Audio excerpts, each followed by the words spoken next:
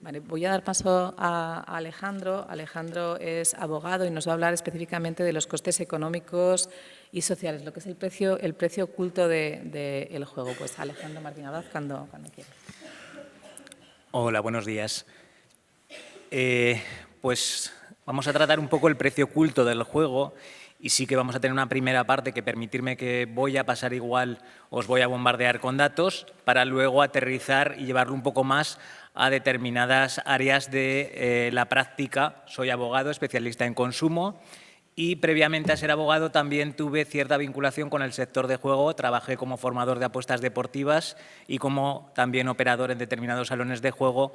Por lo tanto, conozco un poco desde esa actividad previa qué es lo que ocurre y cómo es la dinámica muchas veces en esos salones, en esas apuestas y cómo se ha implantado aquí en Aragón, porque lo que hicimos sobre todo era formar a todos los operadores. No sé si recordaréis en los inicios de la ley del juego que se hizo porque en Aragón existía la posibilidad de que viniera Gran Escala, que se iba a instalar en Los Monegros un gran proyecto y eso provocó que Aragón y la Comunidad de Madrid empezaran a aterrizar normas y a incorporar esas apuestas deportivas que eran algo prácticamente muy residual en esos inicios.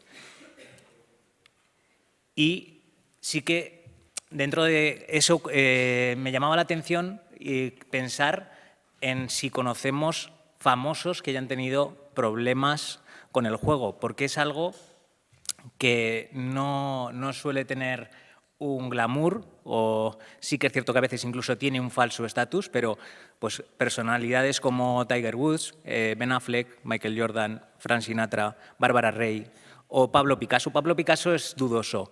Sí que dicen que le gustaba mucho el juego, sí que es famoso pues igual por un perfil más narcisista o otros problemas, pero también parece que tenía un problema de juego. Y sí que es cierto que hay cierta, digamos, en estos niveles de altas esferas de famosos, el juego no genera unos daños físicos evidentes. Es difícil, incluso pueden jugar, entre comillas, a ese falso estatus, esa posición de privilegio económico o social, les permite, digamos, justificar determinados patrones de juegos. Pero está claro, por ejemplo, Michael Jordan es famoso por, aparte de ser una de las mayores leyendas del baloncesto, de que le gustaba apostar por todo. Incluso se rumorea que su padre falleció a causa de sus problemas del juego, llegaba a apostar millones de dólares en partidas de póker, acumulaba 36 horas de juego. Esa competitividad la llevaba también a ese extremo. Sí que pensamos en otros famosos que quizás tengan otro tipo de adicciones y incluso no está tan mal visto, pero el juego sí que es cierto que es algo más residual y que incluso en esas esferas, aunque como lo veremos, no solo afecta a los famosos, afecta, de hecho, hay mayor prevalencia en cuanto mayor, digamos, niveles de pobreza tenemos, también afecta, digamos, a toda la sociedad sin distinguir géneros ni tampoco nivel o estatus social. Como hablaba Yolanda, y los costes sociales, ¿cómo valorar los costes sociales o económicos que tiene el juego? Pues es difícil y a mí, desde que no soy un académico, me ha sido difícil encontrar estudios que indiquen y concreten cuál es el coste económico real en España que tiene el juego con todas las variables que puede abarcar. Sí que el modelo que yo comentaba Yolanda de Wardell pues clasifica cómo podemos determinar o da unas pautas de qué tenemos que tener en cuenta para cuantificar cuánto nos está costando el juego. Habla de 3 dominios que serían recursos económicos, pérdida de empleo, deudas bancarias, delitos, los efectos que tienen en las relaciones, con las rupturas, pérdidas de cohesión con amigos, familiares o la salud. Y de ahí pasa a 10 variables, 10 métricas que él establece como claves para determinar cuál sería el coste que tiene para un Estado o para una sociedad el juego. Sí que él mismo indica que es muy difícil, es que no es fácil y posiblemente desde el juego se desmonten gran parte de estas valoraciones diciendo pues, que se están mezclando conceptos porque hay pues, como el de la comorbilidad, por ejemplo, determinados daños que vamos a tener difícil acreditar directamente si corresponden al juego, al alcohol, a otro tipo de consumo de sustancias, otro tipo de afectaciones que puede tener que son más difíciles de monetizar, como sería incluso aspectos de pérdida de bienestar, vergüenza, estigmatización, o cómo aplicamos esas fracciones atribuibles para basarlo a datos concretos. Aquí sí que os decía, os voy a bombardear un poco a datos. Estos son datos de España. ¿Cuáles son los costes económicos directos y cómo podemos cuantificar un jugador problemático, cuánto está gastándose y cómo afecta, digamos, entre los distintos tipos de juego? Con datos de 2024, el 52% de los jugadores online gastaron más de 300 euros en un solo día, frente a un 28,5% que se gastaba esa cantidad en los presenciales. ¿Esto qué nos lleva? A indicar el riesgo y el auge del juego online y cómo esto implica un mayor coste y un mayor riesgo y un mayor gasto por parte del jugador. Y es que la deuda media también se ha analizado con datos del 24 y estamos hablando que los jugadores problemáticos tienen deudas, los de online 26.500 euros, los presenciales mixtos unos 16.000 y hablamos de, los presenciales 16.000 y los mixtos estamos en torno a los 12.000 euros. Si lo tomamos contrastamos esto un poco con los salarios medios que tenemos en España, estamos en torno a los 22.000 euros, estamos hablando que son deuda media, es decir, lo que no está cuantificando es qué patrimonio previo tenía esa persona, porque está cuantificando cuando entra a tratamiento qué deuda es la que tiene, pero cuánto tenía, cuánto se ha gastado en el camino. Esa familia, esa persona, estamos hablando de la deuda del pasivo que acumula cuando entra en tratamiento. También, dependiendo del tipo de juego, y el tipo 3 es el más prevalente y el que genera más daño, estamos hablando que las apuestas máximas en juego online se sitúan en 2.600 euros en un solo día de apuesta. Eso es por la facilidad que tenemos, evidentemente, y que el juego online no depende de horarios ni de limitaciones, lo podemos hacer en cualquier momento y está, digamos, en esa adicción comportamental es mucho más complicado manejar los impulsos si tenemos un dispositivo al lado que nos permite gastar y apostar y tratar de recuperar y seguir en esa espiral. Sí que los estudios también presentan que las mujeres presentan apuestas más bajas, pero incrementan o tienen mayores niveles de deuda, que me parecía también un dato bastante relevante. Respecto a los costes sanitarios individuales, aquí tenemos datos de España y otros que he localizado de Inglaterra, de un estudio reciente de Liverpool. En salud mental es evidente la correlación y la prevalencia. Los jugadores presentan un 16,8% de problemas de salud mental, un 20% con una patología dual, y es básicamente, si lo comparamos con los estudios de Inglaterra, también se ve que ese riesgo moderado o alto por daño por juego multiplica en 3,4 veces la probabilidad de tener daños de salud mental en los jugadores.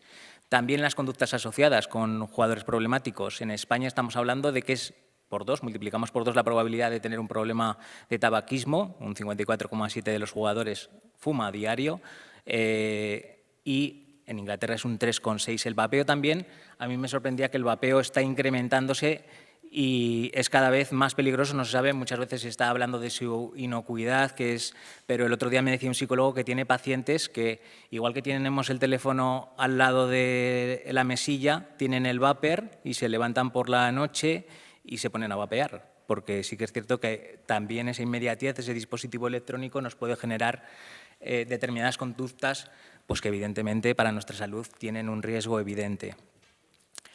Estos costes, hablábamos de los individuales, pero también hay unos costes sanitarios colectivos. En 2022, datos de España, hubo 3.228 admisiones por trastorno de adicción al juego y el 82% de estas admisiones comportamentales son por juego. Es decir, es prácticamente el 80%, 80-20 famoso, por encima de compras, el sexo, otro tipo, y el perfil que nos da, a mí me resultó un poco paradójico en algunos aspectos. El perfil sería un hombre, el 90%, de una media de 38 años y medio, con estudios posobligatorios, trabajando con familia propia y pareja y con casa propia con un 95%. Es cierto que estamos hablando del perfil de la persona que solicita ayuda y se somete a un tratamiento.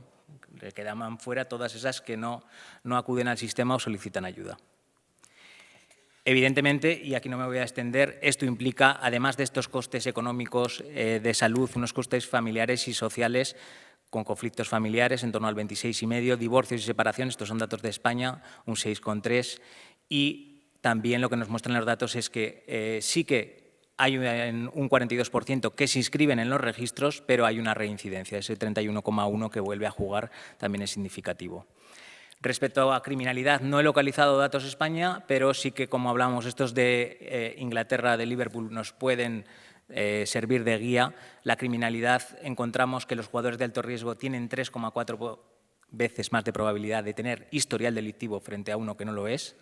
También el perfil de víctimas, los jugadores problemáticos en un 56,5% son víctimas de violencia, ya sea de delitos económicos, de delitos contra la integridad sexual, tienen mayor prevalencia a ser víctimas de delitos y también este estudio marcaba cómo las experiencias adversas en la infancia nos genera o nos da una mayor prevalencia a tener más riesgo por daños por juego.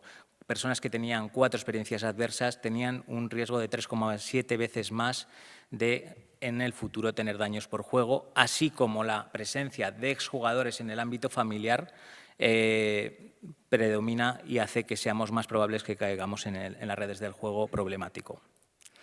Hay otros de los factores que no analizan, y esto sí que es un poco elaboración mía, es el juego. El sector, si vemos, yo buscando información encontraba las bondades del sector, lo que aportan en empleo, en impuestos, 3.000 millones, hablan 1.700 del sector privado, el empleo, no sé, he encontrado 30.000, 80.000, 180.000 empleos directos, los datos son incluso a veces contradictorios, pero el sector del juego lo que sí que tiene es una historia y también incluso es un destino turístico, esto es un atractivo, y he decidido analizar un poco esos principales destinos globales del juego, si tienen alguna relación con la criminalidad. Y si analizamos las más famosas, hay algunas más famosas como Las Vegas, pues evidentemente el caso Stardust de los 80, pero si nos vamos en los años 2000, hablábamos de Eurovegas y de gran escala, posteriormente Eurovegas, que ahí entró en España Samuel Adelson, Las Vegas Sands, una de las mayores corporaciones de casinos como el Venetian. Recientemente ha firmado acuerdos con las autoridades judiciales americanas por fraude, por blanqueo de capitales. El blanqueo de capitales hay cierta cooperación, incluso a veces autoría de delitos por parte de la industria del juego. Y también me llamaba la atención, sí que en la tasa de criminalidad, por ejemplo, de Las Vegas es de 37 sobre 1.000, mientras que la media de Estados Unidos es de 23, es decir, no solo trae riqueza, entre comillas, sino que atrae criminalidad, y eso también ocurre en Macao. Para no mentir, sí que es cierto que Macao tiene una criminalidad por debajo bastante inferior que la de China, pero aquí me llamó la atención, no sé si conocéis lo que son los junkets.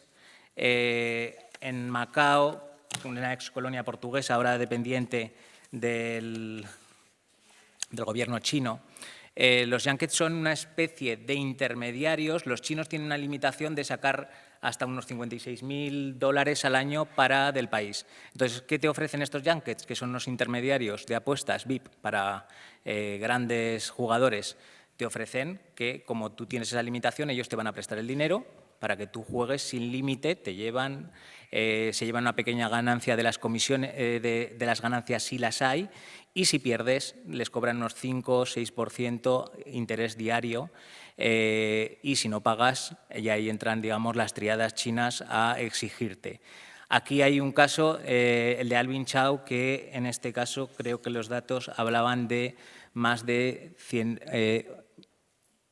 105.233 millones de dólares en apuestas ilegales, condenado por más de 160 delitos económicos. Aquí también en Macao estaba el tema de Samuel Adelson que os decía, pero no nos tenemos que ir tan lejos. No sé si conocéis lo que pasa en Chipre, en el norte de Chipre. El sur de Chipre es europeo, pero el norte de Chipre es un estado gris que depende de Turquía, en el cual hay un caso reciente que es el de 1xBet, que es una casa de apuestas rusa. Yo me he metido y sí que sigue operando, incluso podemos jugar desde España, en el cual había investigaciones que salieron, digamos, usaban Chipre para mover el dinero, para blanquear dinero físicamente en esos casinos que hay en Chipre. Bueno, esa parte turco-chipriota es la que está llena de casinos, tiene unas playas preciosas en las que os recomiendo ir, pero está plagado de casinos y ahora de rusos también. ¿Qué pasaba con esta casa de apuestas? Pues jugaba incluso apuestas ilegales con animales, juegos infantiles, deportes infantiles y, aparte de ese blanqueo, luego se utilizaban empresas pantallas en Nigeria, en terceros países para blanquear capital. Decimos, bueno, pero esto estamos hablando de terceros países, zonas grises, no. También en España, aunque en menor incidencia, tenemos casos de corrupción ligados a la industria del juego. En la operación Pokémon del 2020, desarticulada una red que lavaba y se acreditaron 12 millones de euros en salas de juego de Murcia y Valencia vinculadas a operaciones de narcotráfico, físicamente en redes, en salas de juego. Operación Oikos, esta nos pilla cerca porque hubo algún jugador del Huesca implicado. Sí que es cierto, y hay que decir, que se ha archivado, pero aquí había futbolistas que se les incautaron teléfonos móviles, algunos 6, 12 dispositivos con encriptación de los datos, teléfonos móviles no de los que usamos nosotros, sino algunos, y había la sospecha de que se estaban amañando partidos por volumen de apuestas que se estaba ocurriendo. Incluso ahí puede haber casos en los que se han afectado los propios operadores de juego, pero vemos cómo esa correlación de criminalidad y juego en algunos casos es directa.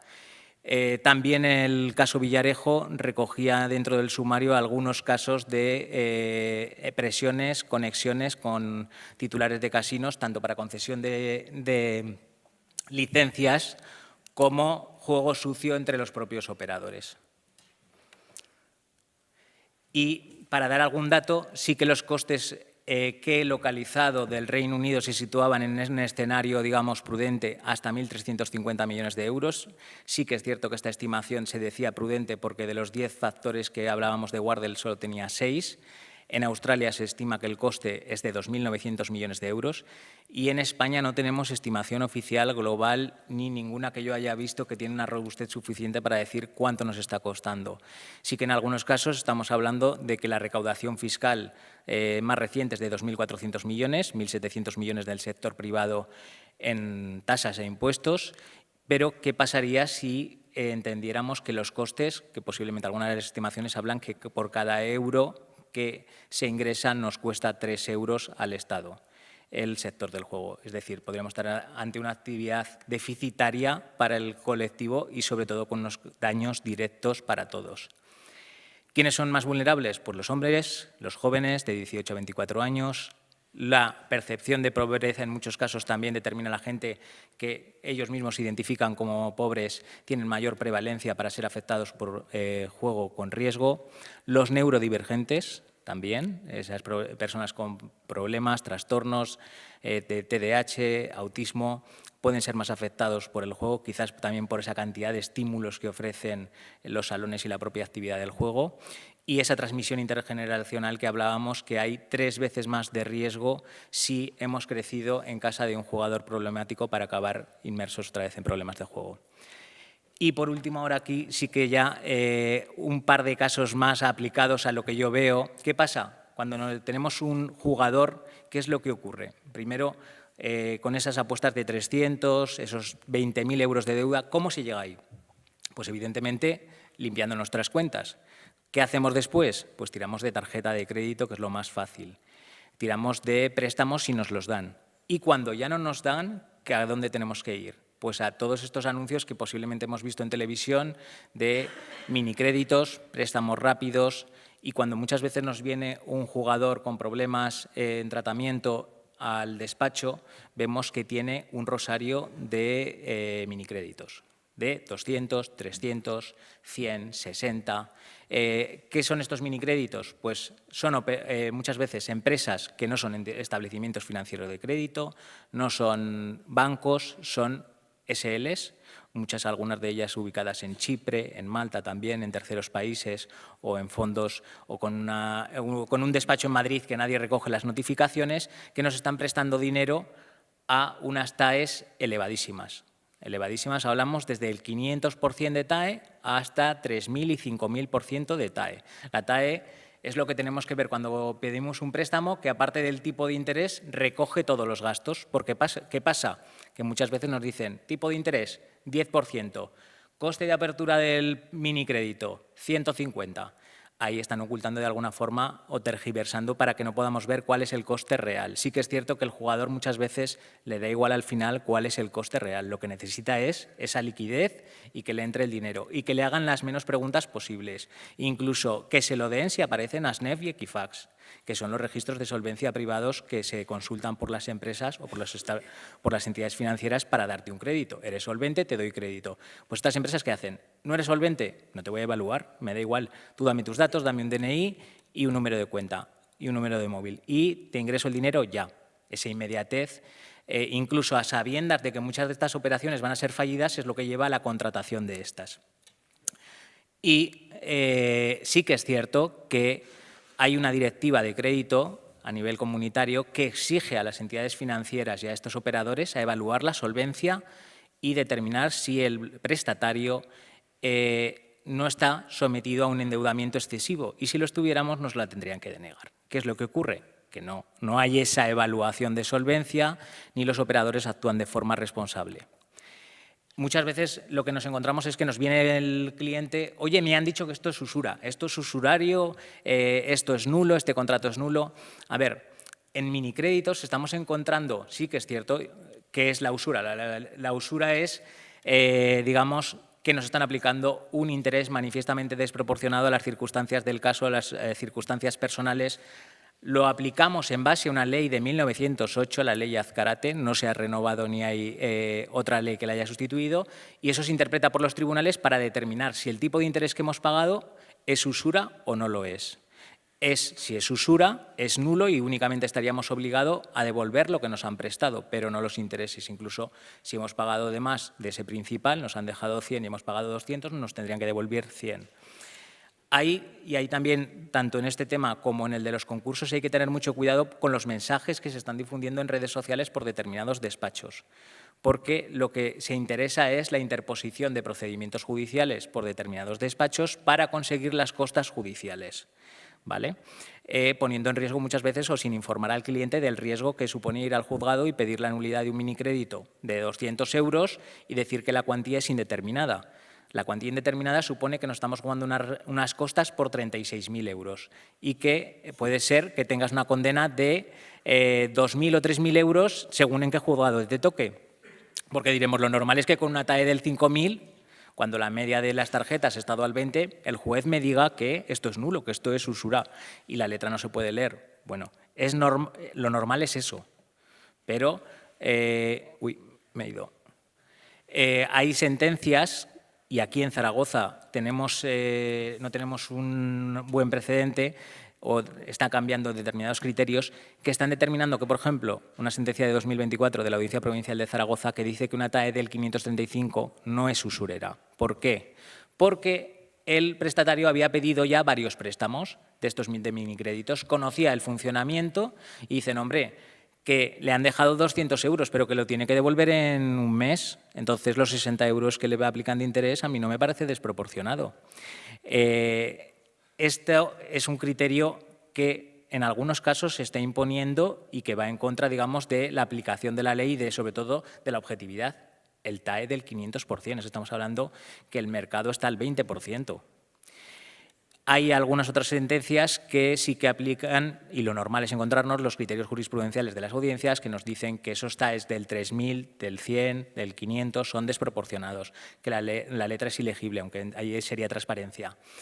Y por último también, sí que ojo, porque el Supremo acaba de sacar una sentencia que nos dice que bien, que si es usura, pues el contrato es nulo, pero que únicamente el prestatario puede reclamar los últimos 5 años de los pagos que ya ha hecho, no desde el inicio.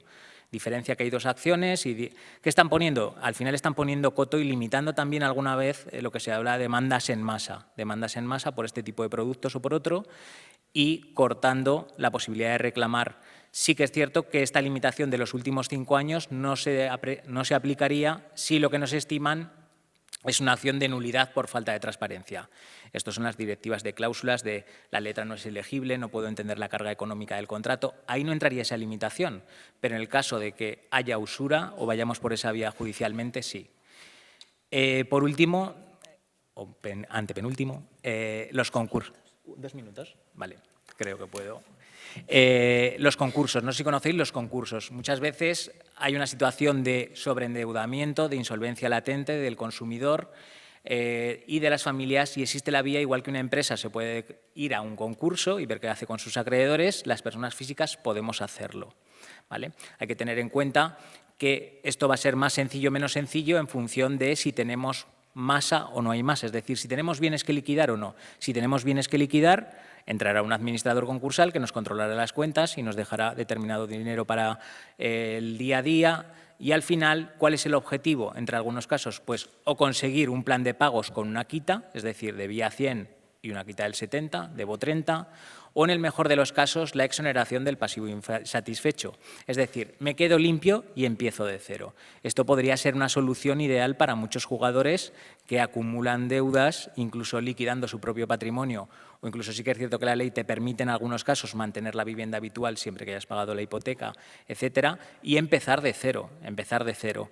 Pero igual que oímos cantos de sirena en esas redes sociales que nos dicen apúntate, determina la nulidad, también están empezando a crecer este tipo de despachos que nos anuncian la posibilidad de ir a un concurso, quédate limpio, empieza de cero, los casos a la americana de te doy una sentencia así o un cheque para venderte esa posibilidad de concurso.